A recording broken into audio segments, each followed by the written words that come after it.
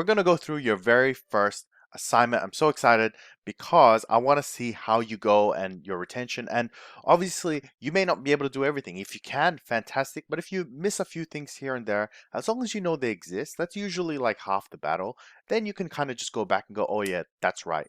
But don't worry, I'm going to do another video showing you exactly how to build these in case you get stuck in anywhere. But what I've done for this, so this is the final dashboard you have to build.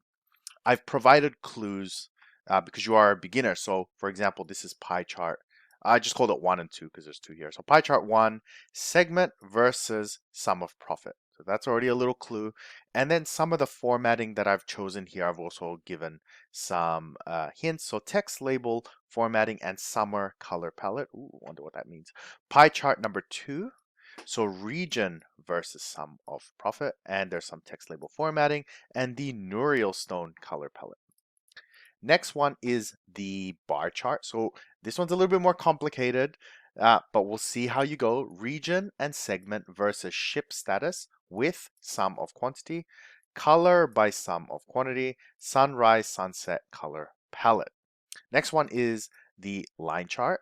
Running, and I've underlined running total profit versus month of order date. And I'll just make clear that there's no splits in here, which will give you a clue as to what kind of line graph this is. And you can also see from the labels here some clues as well as to what to use. There is a color applied to it, which is also the Nuriel Stone, and we have a legend down here as well.